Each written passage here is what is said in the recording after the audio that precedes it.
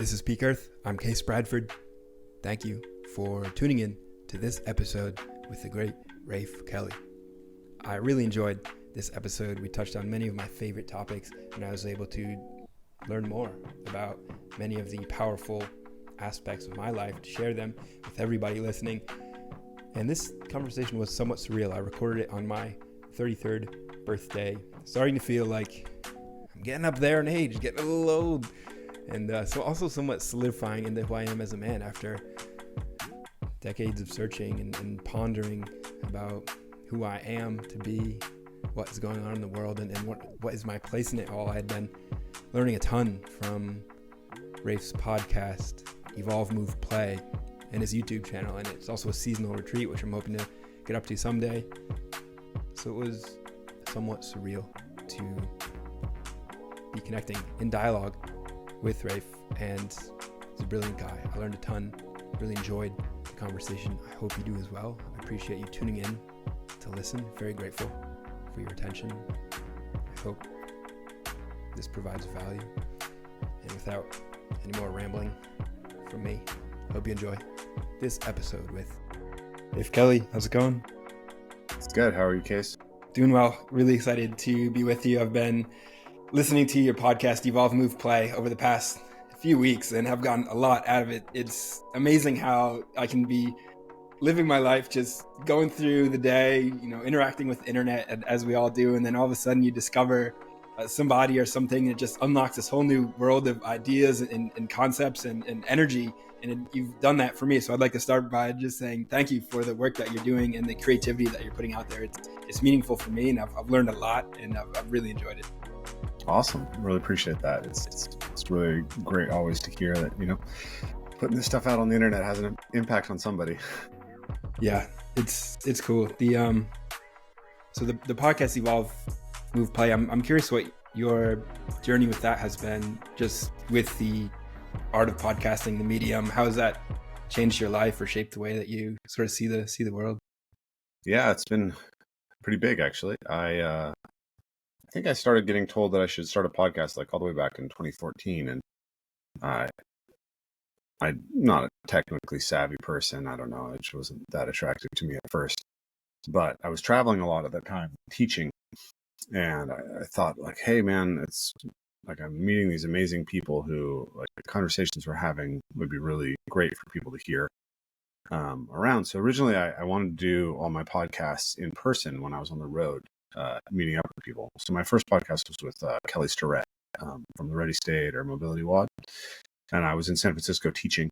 And I think we actually did a workshop at San Francisco CrossFit as well that weekend. And then we sat down and did the first podcast. And then I think I did a few more that were just in person at that stage. But the turnaround time to get an in-person podcast was just kind of not feasible at that stage. So we got a few episodes out, and then it kind of just sat in the background as a thing that we might do for a while. And then we decided to go to Zoom, and did it, and got some good response, and started to get chats with people who I really learned a lot from and felt really inspired by it.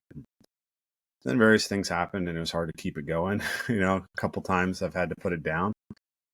But over the years, it's been a place where I've made some of the most important connections, right? So John Vervaeke has become this huge mentor and a friend of mine. And for instance, he's somebody who I met through inviting him on my podcast. And so I've learned, I guess I've definitely have kind of figured out over the years what I'm trying to do with the podcast and how to approach it, how to research and prepare for it, how I approach different types of guests. It's a different thing when I invite someone from the parkour community who, they're familiar with me, I'm familiar with them, we've known each other for years, versus like inviting on a really, kind of exceptional academic who has dozens of scientific papers that I might want to peruse, and how much of that can I actually do. So that's kind of, I guess that's my journey with it so far. What I've really enjoyed is the way that you present deep thoughts and integrate powerful concepts like meaning into more tangible, practical movement practice and fitness style approaches, if you want to call it that. One interesting concept that you like to bring up is the idea of how philosophy kind of started with the gymnasium, and how back in ancient Greece it was intertwined, like they were inseparable. Movement practice and philosophy, being able to think and move, were really more one and the same. And I've found that to be really true in my life, where I'm unable to really think clearly if I'm stagnant. Like I need a certain degree of movement for my mind to be able to work properly. And even the way different movement practices or movement styles interact, the way my mind works, has been so fascinating as well. And it's something that not too many people are talking about, but it really is a powerful part of life. Yeah. The more I kind of study into this, the more I really believe in kind of a movement first philosophy of mind, philosophy of being, movement first ontology. Descartes famously said, "Cogito ergo sum," right? I think, therefore I am. But I think it's more movere ergo sum, right? I move, therefore I am. The movement is sort of the beginning of everything. So if you look at it evolutionarily, you look at it even developmentally, we start essentially with appetites and aversions and the capacity to move ourselves towards and away from those things. And that's it. We don't have really thoughts so much in the beginning. Even emotions are sort of downstream of guiding these action potentials. So when you're a newborn baby, you're basically just wired up as a nursing and pooping machine. And you are equipped with emotions to drive you towards nursing, and to drive, and to alarm your mother or caretaker that you need to be taken care of when you need to be cleaned or held, comforted. And so those basic capacities, that's where we start. And as we begin to map the world, before we ever have a narrative sense of self, before we ever have abstract thoughts in our head, we are mapping the world through touching. We are mapping ourselves through movement. A small baby is, when they bring their foot to their mouth, like their mouth is the most wired up. There's more motor control in the mouth at that stage than anything else. There's more of the brain that's devoted to the mouth than anywhere else. And so they're literally figuring out what a foot is by putting it in their mouth. Like, oh my God, what are toes? What is going on here? And so they're mapping their body. And as they move to grasping objects and pulling themselves up on the world, like the meaning that's intrinsic in reality is actually being constantly revealed to them through movement, which then kind of outlets into to emotion, right? So they fall down and they get upset. And when a baby has an emotion, that emotion is automatically physical, right? Like, babies don't like get really mad in their head and just sit there with their thoughts. They scream and arch their backs, right? And then when they're happy, they giggle and smile. So we've abstracted so much of what we do into this kind of headspace that we don't realize that all of its primal progenitors happened in this physical aspect. And so if you think about something as simple as like we think, and that thinking is somehow just like this disembodied spirit in our head, but we actually think using physical tools. So if you have a narrative in your head of words, and not everyone's thinking is words, but if you're making words in your head, you're actually firing the motor control for those verbalizations that you would use in your throat, just at a very, very subaudible level. So you first learn to speak, and then through learning to speak, you now have a grammar that you can use to think, and you learn to inhibit the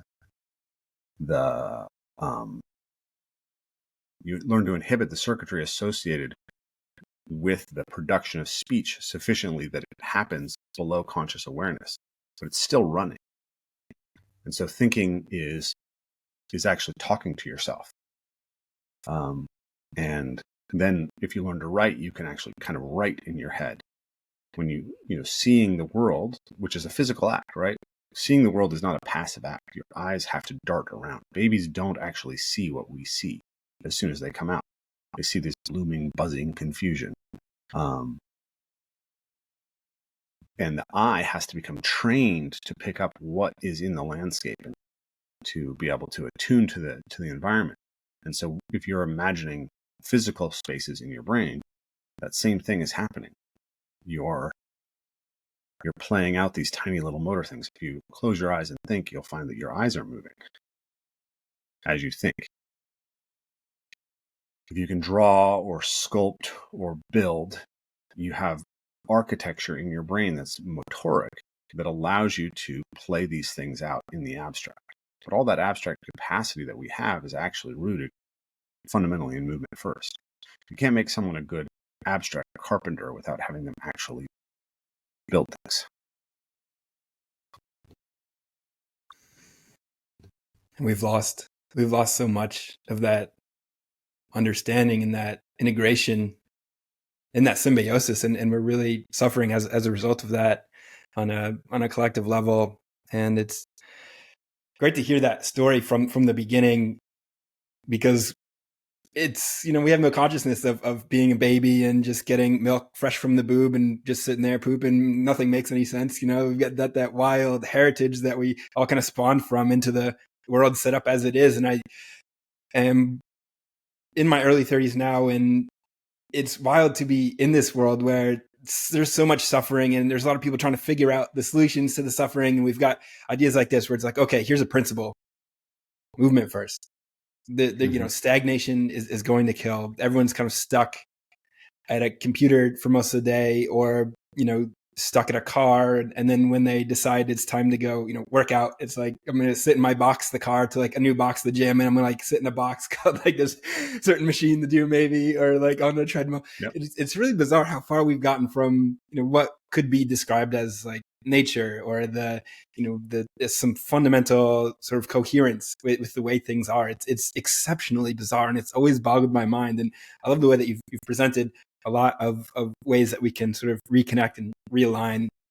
Movement and is one of them. And through your practice that you founded, Evolve, Move, Play, there's also, so it's not just the name of your podcast, also the name of the movement practice that you've created, where there's retreats up in Washington to be able to reintegrate to many of these, powerful forces of nature. There's movement being one of them, nature being another, mindfulness and community, those being the four pillars or principles that you've outlined as ways to sort of reconnect.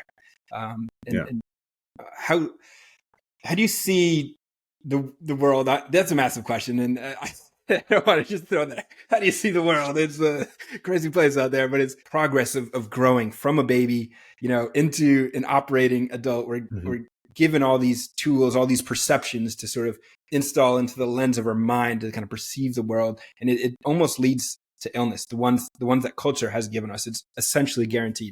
In order to be healthy and vibrant in this world, you kind of have to be strange. You have to go against the grain. You have to kind of create a new way, be a trailblazer, be a weirdo in the true sense of the word weird, meaning like following your own fate and your own path. Yeah.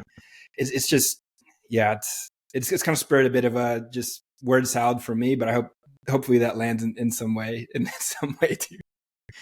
Yeah. I mean, I'll just pick up on something you said, which is that to be healthy, we have to step outside of what our culture is offering us. The prefix dinner of Western culture right now is profoundly unhealthy for us, and that's not just in the food system, but it's at every level. So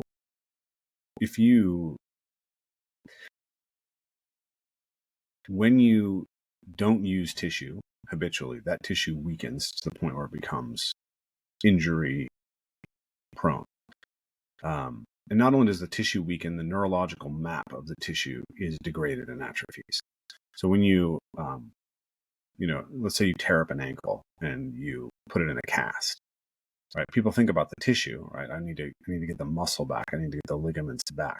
They don't realize is that the nerves themselves are atrophying, and then the representation of the foot in the mind is atrophying in the brain. the brain itself is losing all of the fine tuning of that map.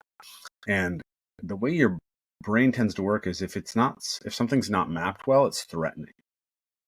So, you go through your life like, okay, I have a body, and it's kind of getting me from place to place where I sit in my box and look at my box to earn some money that I can put in some other box, right? What's happening all the time is that you're actually losing the map of your body. Unfortunately, for many of our kids now, they never even gained a normal functional human map of their body because they were constrained from acting, right? We are creatures who've been casted from birth, from exposure to the normal physical stressors. Katie Bowman is a really wonderful author who talks about a lot of this stuff, but she talks about the fact that if you raise a tree in a greenhouse, it is weak. It's physically weak because trees grow stronger in relationship to the wind that they experience and the loading of heavy rain and all of these things. So tree tissue is just like our tissue. It has to be stressed to grow. So if you take a tree that's been raised in a greenhouse and you simply put it outside, it's likely to break and maybe die because it doesn't have the structural strength to allow it to survive winds. So we are doing that to ourselves all the time. We are casting ourselves from the stressors that would normally allow us to go through development. And so the map of your body is how you develop. It's a big part of how you develop. And if you never have a reason to be able to feel the difference between scapular elevation and scapular depression, then that's just going to die in your brain until you need it, and then a lot of times you get injured. So modern life is a series of underuse injuries compounded by overuse injuries, because when we sit for hours a day, we are loading tissue, right? But we're loading the same tissues all the time while leaving the vast majority of our tissues underloaded. And because we have something called force coupling, like those tissues, they have to work together. And so if you leave a weak tissue in that chain, it makes everything else more injury prone. So the example I like to give is my hand. So if you look at someone who, say, is maybe a regular office worker who goes and does CrossFit, you'll see that they have a line of callus just below their fingers and maybe on their fingers. It's very thickly developed skin there. But if you move down to maybe the middle of their hand and you feel the skin, it's actually not any different than the skin of any other office worker, or very little different. The skin is thin and uncalloused. Now, what happens is when that thick, powerful skin now pulls on the soft, undeveloped skin, you have a mechanism for a rip. You have a proportional weakness problem in the distribution of development in your hand, the skin in your hand. That is happening all the time, all over your body. Now, my hand has been developed through climbing trees and rocks all the time. So instead of a single sort of environment of stress where I'm getting exactly the same kind of load on exactly the same part of my hand every time, my hand is interacting with a huge diversity of surfaces, which then deform and put pressure on all the skin. So I have more callus underneath the fingers than in other parts of my hand, but my hand is actually calloused from my palm to my fingertips. And so that relatively more hypertrophy just below the fingers, it doesn't have the same potential to create a rip because the skin below it is strong. And I think this is essentially what's happening all over. I was, one of the big debates is like, why are athletes getting injured so often right now? We have the most explosive, powerful athletes in history. They've got all these advanced training mechanisms. They have all of the exogenous hormones and all sorts of supports that, they could have. And maybe that is contributing to injuries too. But I think fundamentally the problem that someone who's playing in the NFL has is that they're actually sedentary. They're hyperactive along a very specific set of of modalities, but they're actually very sedentary in between it. So you get up and you go sit down in a meeting, and you're on a plane, and you're going here and you're there, and then when you're done with practice, you're exhausted, so you just go play video games or sit down or hang out, right? You're not going to go garden very often. And so the diversity of movement that the body experiences is very low. And so you have the overdevelopment of some tissues combined with underdevelopment of many tissues, which is a mechanism for lots of soft tissue injuries, non-contact injuries. So that's my theory. I mean, I don't believe anybody's gone out and really done a scientific study of it. But I suspect that when the average football player worked a working class job in the off season, that they were less injury prone because they had a higher diversity of movement in their movement diet, essentially. So I've kind of gone all over the place with my answer there, but I think that we need to conceptualize ourselves as existing in a environment of over specialization that is essentially undernourishing the vast majority of us, while overutilizing specific aspects, and that's guaranteed to create injury. It makes me think of a bit of what we talked about earlier, where the movement shapes the mind, where our body mind are one, the way that we move interacts with the way that we think. And if we're all sort of in these boxes, as we outlined, it tends to constrain the mind and sort of focus it and specialize it in ways that we're seeing that manifest, where the go-to workouts for even high-level football players, where there's, multi-million-dollar contracts on the line, they're still got this singular focus where you go do this really intense workout, and then there's a lot of sitting in chairs. And I was recently reading this book called Muscles and Meridians by Philip Beach, and he speaks about these archetypical postures of repose. We're able to tune the body by having a floor-based living where you're not sitting in a chair, because that posture really constrains the body, almost like kinking a hose. The blood has to travel from your feet up to your brain, and it requires a lot of blood pressure. Instead, you're sitting Japanese style, like Seiza or 90-90 on the floor,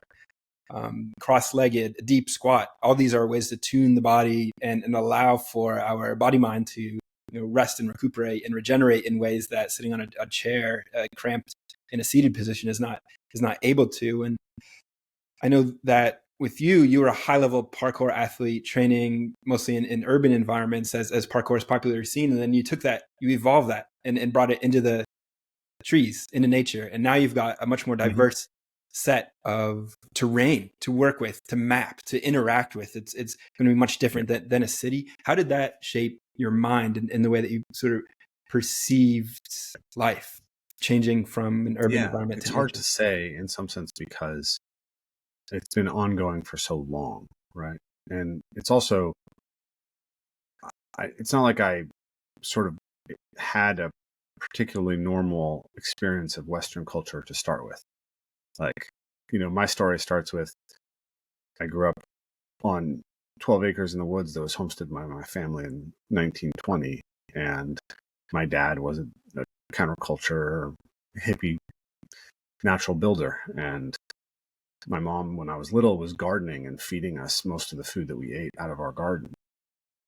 So I had some unique experiences of that. I had enormous freedom, and then I was homeschooled from third grade through my sophomore year of high school, or fourth grade through my sophomore year of high school. And so I would actually spend only about 2 hours doing seated schoolwork a day. And then because I was the only kid who was getting homeschooled, I would just spend the rest of the day wandering around in the woods. So then I had my more sedentary period of life, in a sense, where I, basically my life got a little bit more standard American as I went from young childhood into my teen years. And between like 12 and 15, there was a period where we got a computer, and I became super addicted to the computer, and I was just downloading Napster stuff all the time and arguing on internet forums and watching way too much pornography. And I was sitting and sitting and sitting. But then I got into gymnastics, and I started playing basketball, and I got back into the martial arts, and I was, hiking a little bit.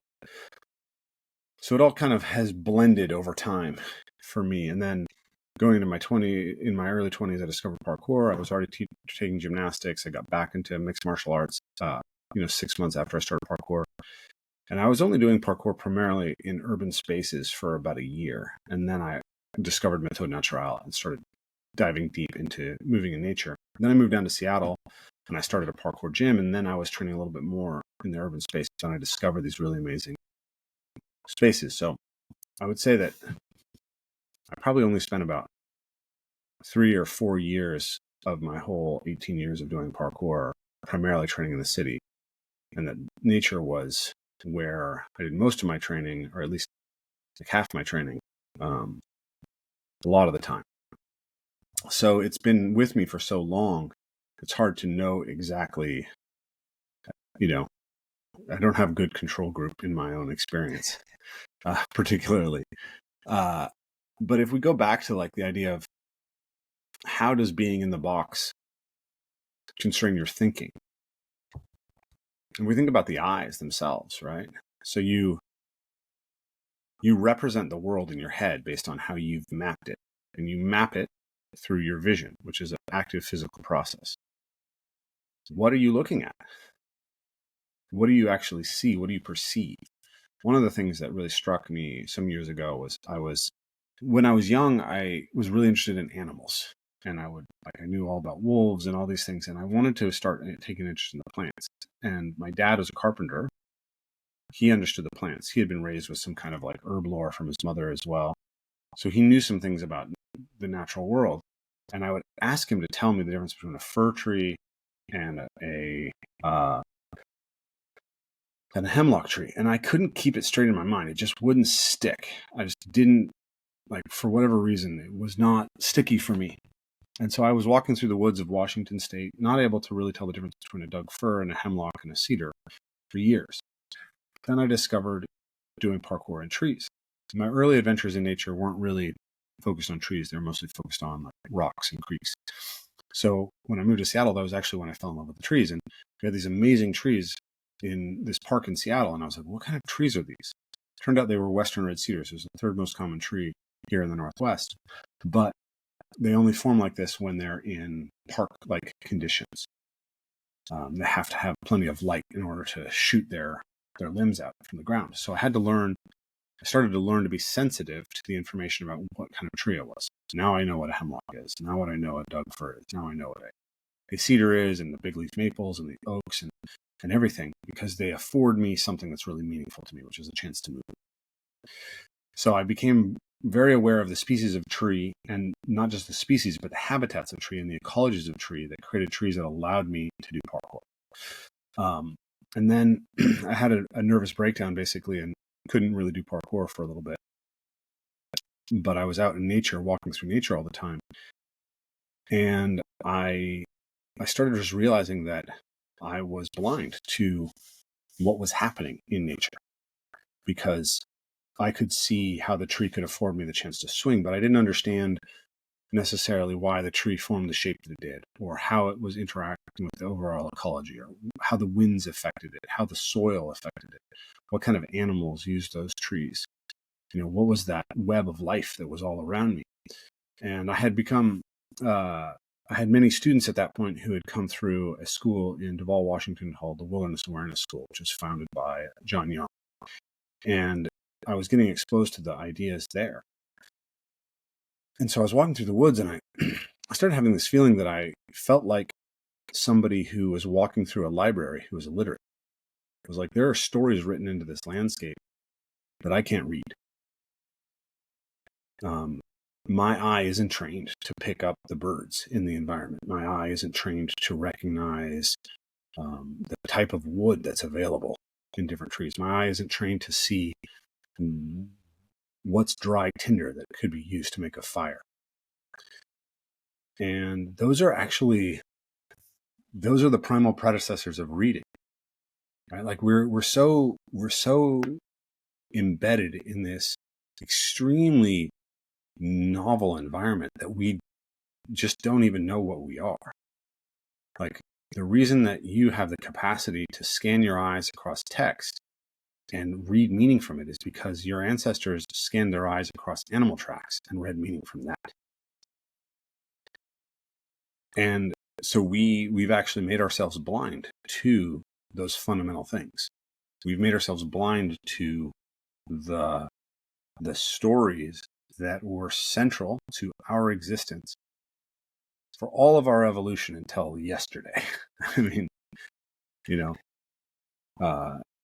so I wanted to know what the woods were telling me, right? What kind of stories? So now when I walk through the woods, I can attune to the birds, and they can tell me, are the birds in baseline? Is it mating season?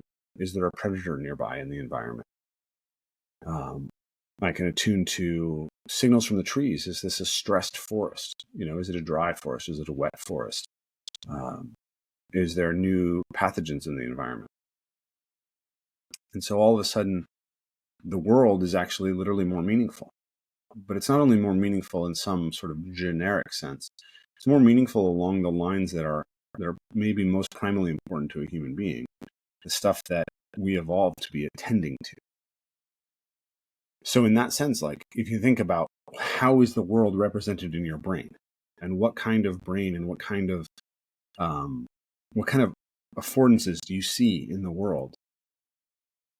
What kind of emotional resources are available to you? The capacity to connect deeply to the natural world. It's literally changing you. It's changing what the world is inside you, which is changing what you are. That's deep. That is deep and powerful. Thank you. That is the really important meaning, another missing element, force of nature, part of life and reality that many people are missing, going through this experience completely apathetic, completely lost, feeling like none of it's worth it. None of it's,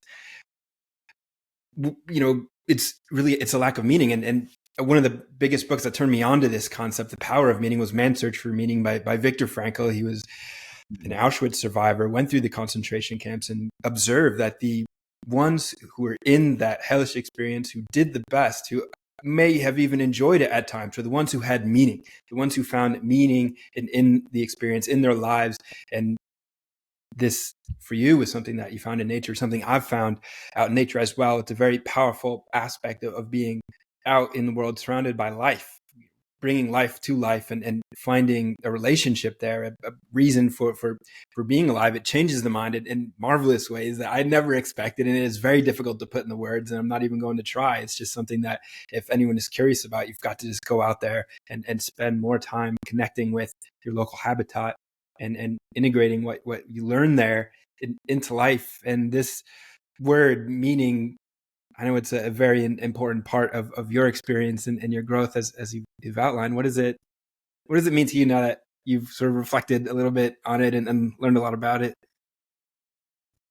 Yeah. I mean, for me, the question of meaning came through feeling profoundly transformed by my movement practices, by martial arts first, and then parkour, and wondering, how do you keep growing in the practice? How does it, like, I think in some sense I wanted to be a lifer in parkour, right? I didn't want to be somebody who came and went from the sport.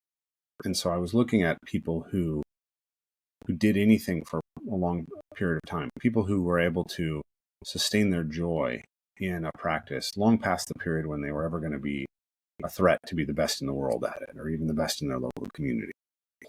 And so I would ask, like, old jiu-jitsu athletes and old surfers and stuff like, why do you keep going back? Like, like, is learning a new choke really going to change your ability to defend yourself, right? You're not going to win any gold medals at the stage. Like, what are you doing?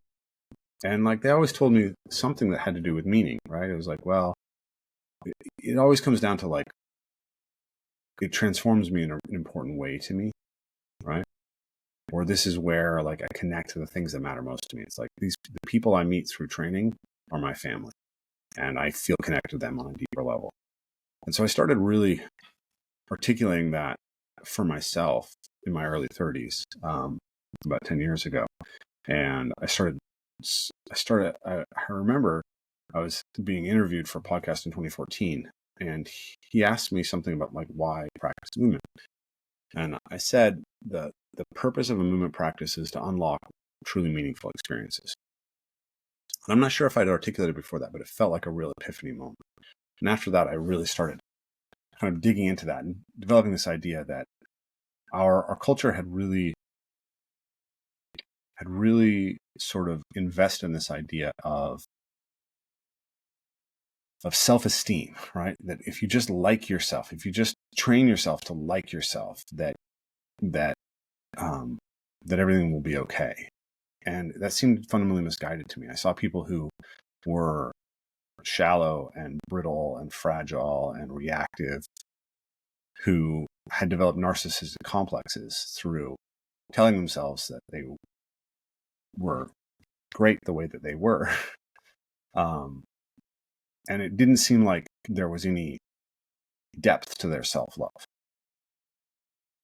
And I had a really interesting experience of meeting some elders, basically from the Appalachian community, through a mentor of mine in my early life, 8 and 12 years old. And I had seen that they had like this depth of skillfulness across a really wide range of things. They could sing and dance and play music and build their own houses and hunt and fish and farm and, cure their own ham. They knew the Bible front to back. And it seemed like they knew the local medicines and the plants. And it seemed like there was something there about having a self-worth esteem. And that what gave us self-worth was this broad cultivation of self. Whereas what was happening in our culture was we were taking away the breadth of everyone's self-cultivation to make them the most specialized potential cog in the corporate machine. And then we were just saying, like, yeah, you can't sing, you can't dance, you can't even have sex, you can't talk to people, but love yourself. Right? Like, accept yourself as you are, because we need you to do the one thing that you have comparative advantage of 80% of your time and spend the rest of your time consuming products for us. So love yourself the way you are, because that's where you're the best consumer of our products and producer for our capitalist system. And I was like, I don't think that's the answer. So I wrote this thing called the Self-Worth Esteeming about that. And I started telling stories about my own life and mentors and stuff through my workshops. And people, I saw that facts were relatively, they just kind of floated past the students, right? But when I could bring things into narrative, it hit home for people on another level. So I was looking for a model of what meaning was, and a model of why narrative was so powerful. And that's when I encountered Jordan Peterson in 2016.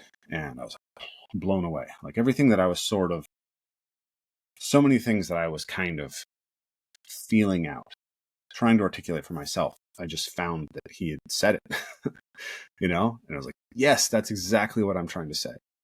And so then I really started to think of movement practice as a hero's journey, as a way of embodying the heroic archetype.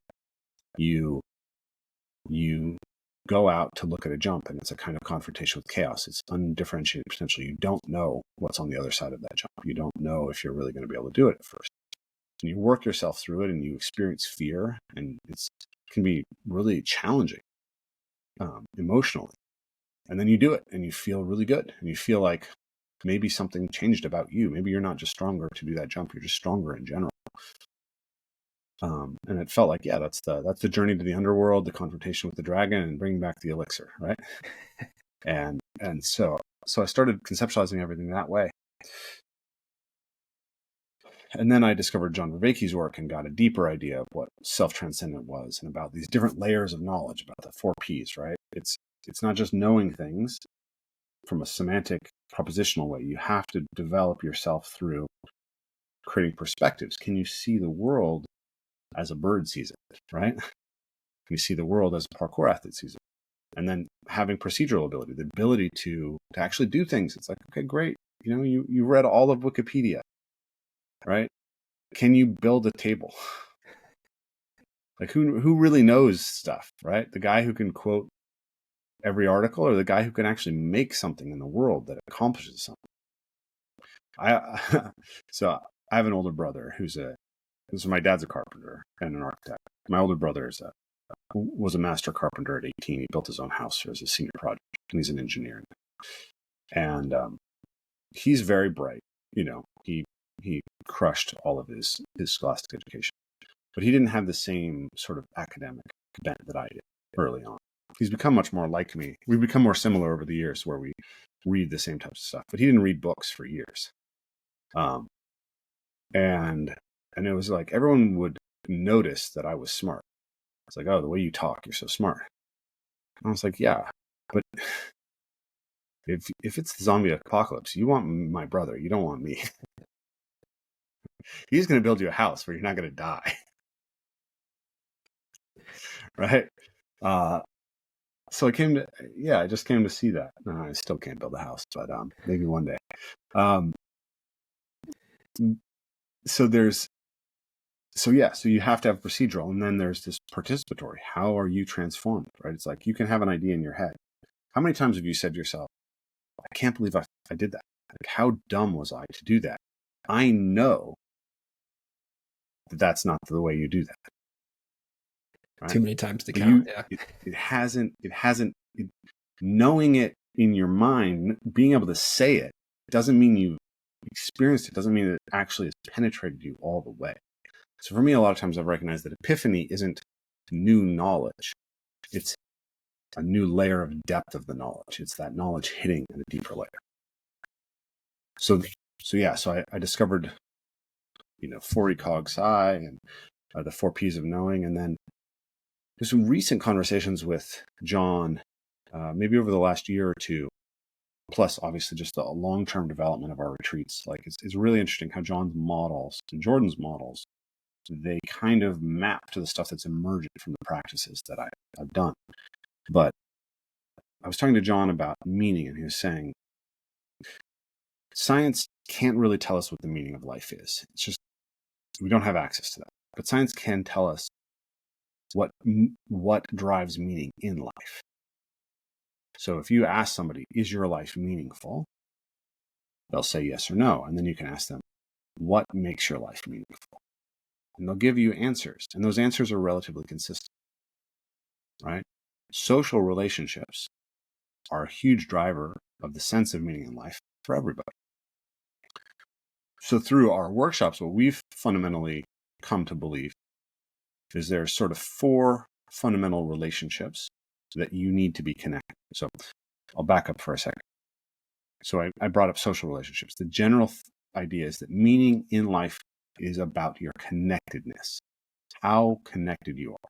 And we can think of that as like, okay, you have connection, but also what's the depth and sophistication of that connection? So what we've discovered through our workshops is that there's fundamentally 4, you can divide it up and say 5 relationships that give meaning to life.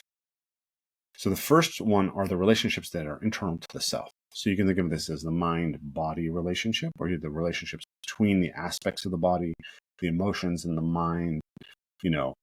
Plato talked about the man, which is the rational mind, the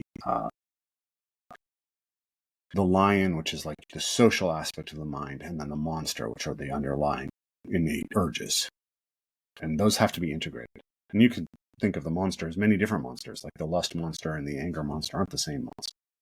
But somehow all those things have to that multiplicity has to come into unity.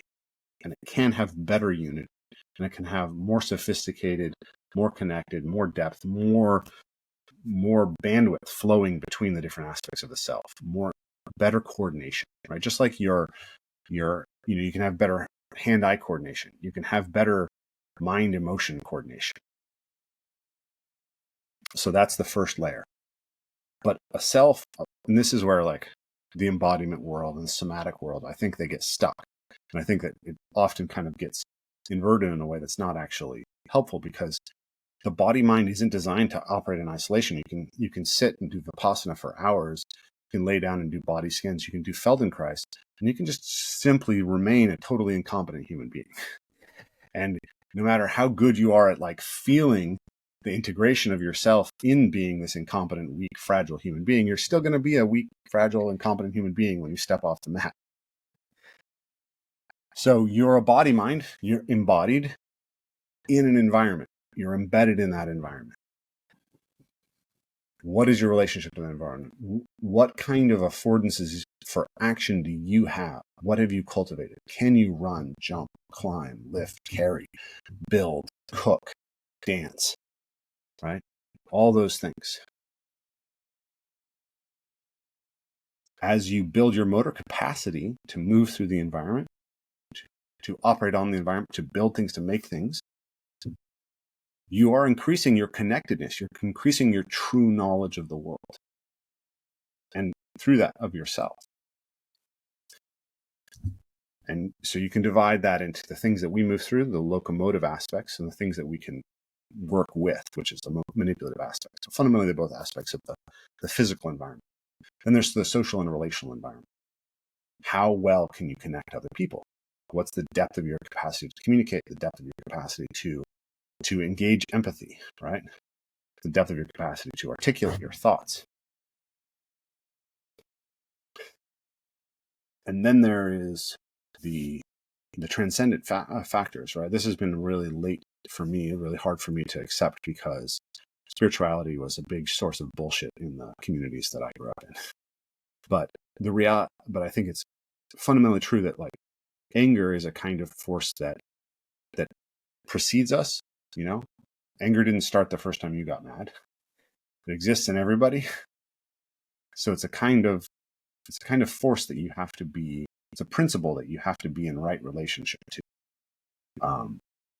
in a sort of general way. And then, anytime that you get a group of agents together, there's a kind of collective intelligence that comes out of that that's beyond them. If you've been on a sports team, it's like there's a spirit to that team that's not localizable in any one agent. And you should have it, right? Like, the idea of school spirit is like this, seems like super dumb now, but it's real. It's real because there's ways in which information and emotion transfers through this big neural net of human beings. And so the same as how they transfer through the neural net that's your mind, and you're impacted by it. Everyone is sort of floating around in this culture space. So what's your relationship to the transcendent forces? What, like an old school Christian perspective, you might call the powers and principalities that we live in. So you need to have, meaning in life comes from good connectedness and greater increasing depth of connectedness to these 4 or 5 fundamental factors. And we believe that to achieve that, you need practices. You need practices that intentionally help you cultivate your capacities in that. And those are something like a somatic and structural practice, something like a locomotive exploratory practice like parkour, some kind of manipulative practice, which could be, the fundamental things that all children do is just play with balls and sticks and ropes and dolls, right? But that becomes, can you make fire? Can you shoot a bow and arrow? Can you craft a table? And then, can you connect well to other people? And that starts with nursing as a baby. It becomes rough and tumble play. And then it's only out of that the dialogical, the storytelling, all that other stuff develops. And we don't understand that. And we've actually cut ourselves off from the primal aspects. We say, don't climb that, not realizing that's how we learn the world. So don't wrestle, because we don't realize that's how we actually begin to deeply attune to another human nervous system. And so we don't understand why we can't talk to each other in this culture, right? But we're just basically really fragile and poorly mapped and incapable of deep understanding of each other and incapable of deep understanding of ourselves, because we haven't gone through the fundamental developmental tools that precede the ability to even do philosophy. And this is why I bring up the Greeks and the gymnasia precedes philosophia. because we remember Socrates and his words, but we don't remember the practices that gave rise to them.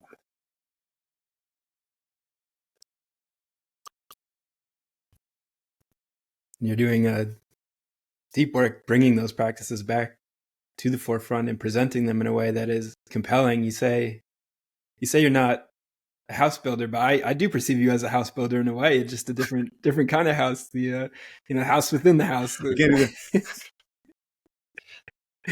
I'm gonna try to build the house that will prevent the zombie apocalypse. Once it hits, talk to my dad or my brother.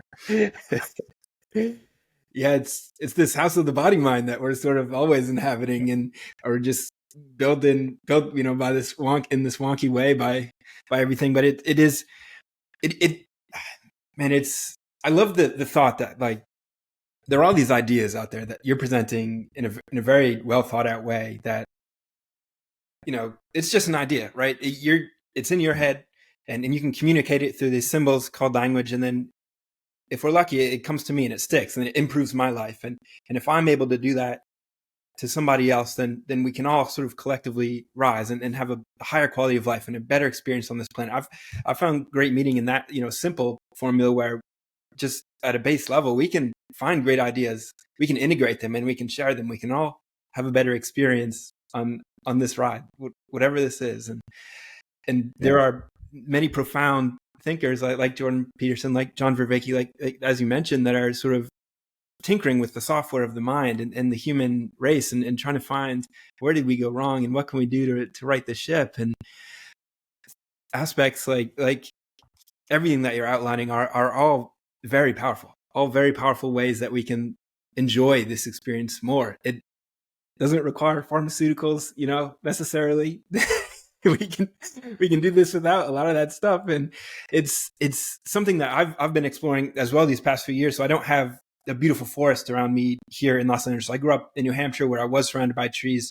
I don't remember anybody really climbing them. It's a fascinating thing, that this aspect of climbing trees. But here I have a beach, and it's a totally different terrain than it was. But I've been playing with a lot of these concepts sort of myself independently of like, how can I challenge myself on this flat plane, just using my own body, whether it's a handstand or some sort of yoga maneuver, a different way to sort of engage. And I have people asking me, inquiring, hey, how can I, what are you doing? What are you up to? And I'm trying to communicate, trying to form community around some of these practices of movement, nature, and integrating a lot of what you're speaking about, right? It's the meaning of movement, having challenge and being able to overcome that challenge, that hero's journey. It's all pretty powerful. And I almost contemplate, like the other day, I was thinking maybe this is just, an open question, an idea that we can kind of sort of play around is like, how could one create something like an open source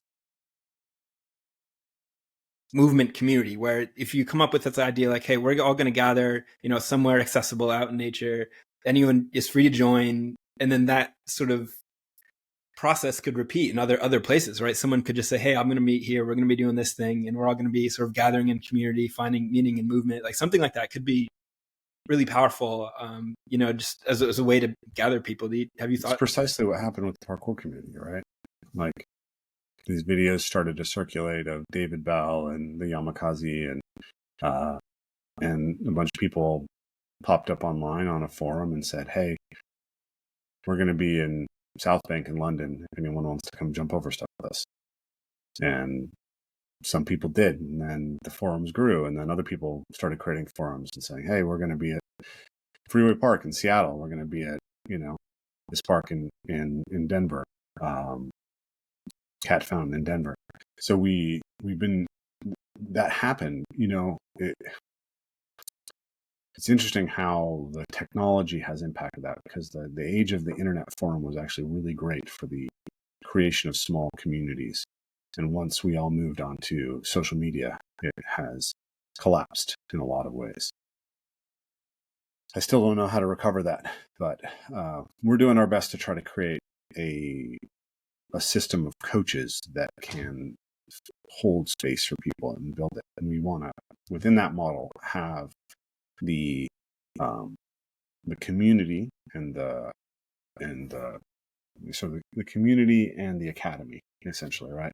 Where you can come in and get a class, and then you can go meet with us and play.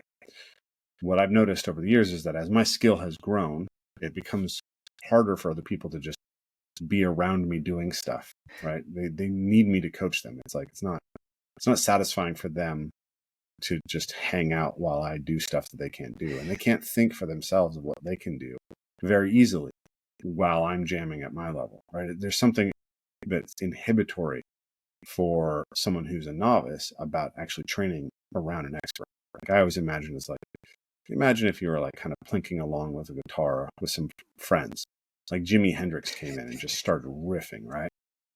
Not that I'm saying I'm the Jimi Hendrix of movement, but far from it. But there is this aspect of like, once someone shows a skill level that you just can't keep up with, like, your instinct is to just stop and watch. And so it's a challenge to sort of like navigate that, how we facilitate that community that's welcoming to all levels in an open source way, with also like creating structures that allow people to scaffold their skill up using the capacities of the people who have the highest skill in the community.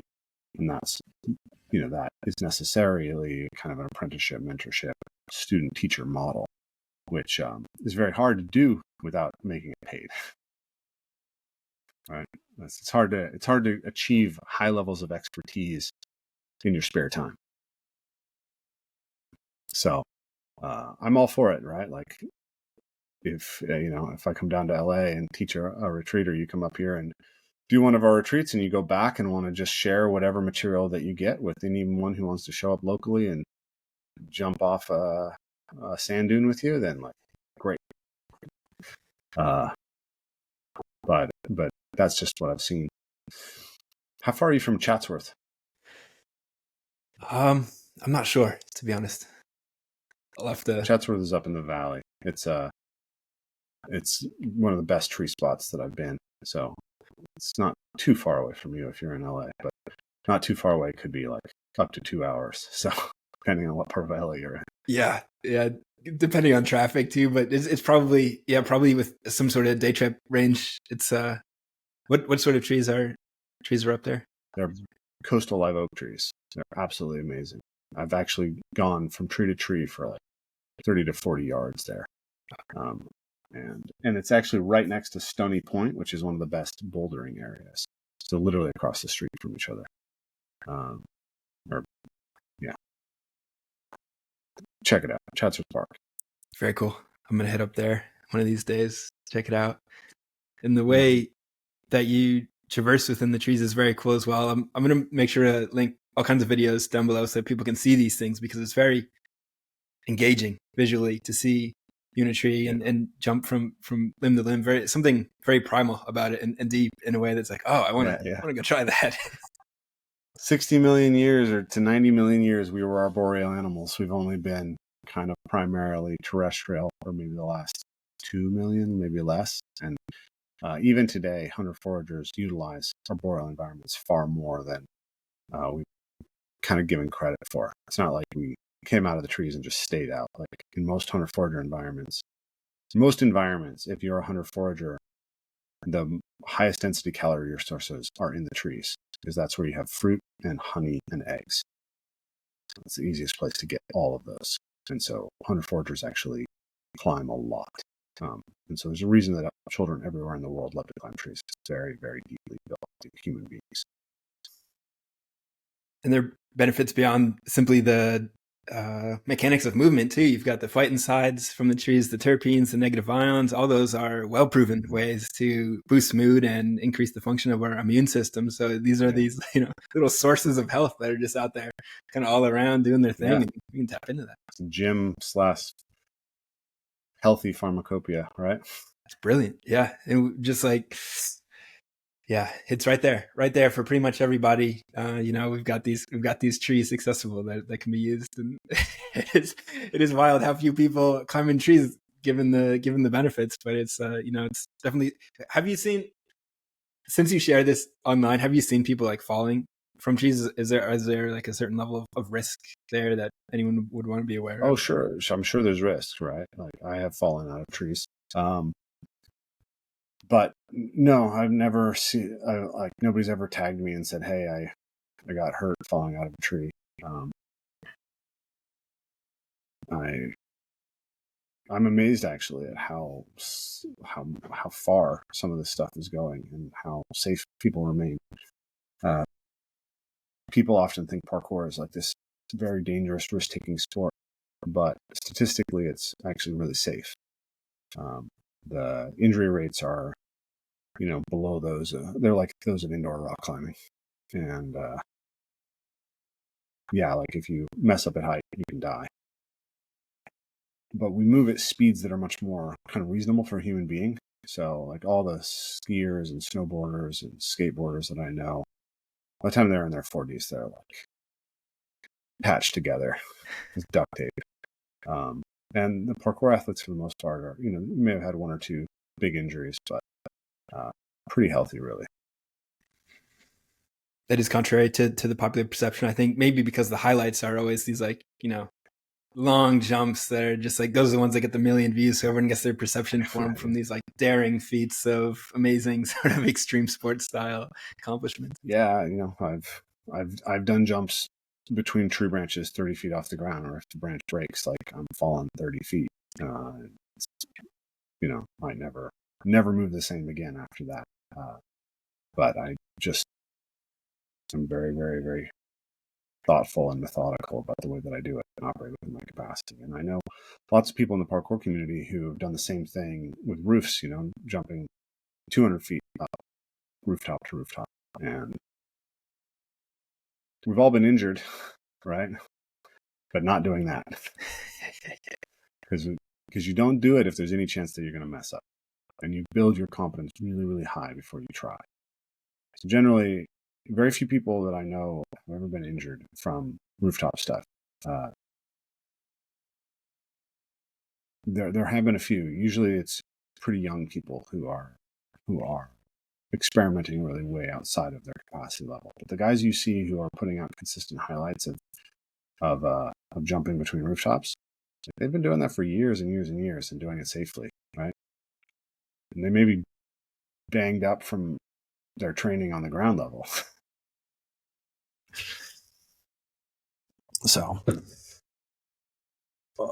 yeah, and it's an amazing part of movement within the broader array. And I've really appreciated, just to link it back to where we started, the connection of the body and mind and how movement and affects the way the mind works. I deeply appreciated the way that you're able to perform aerial cognitive acrobatics and able to transcend these, the terrain of the mind and go out on a limb. And it's been a pleasure speaking with you and sharing your time here with me. I've really enjoyed everything that you put out there. So just I want to say thank you for that. Really enjoyed our conversation. Is there any sort of last sentiment or idea that you'd like to share with anybody listening? Yeah, I mean,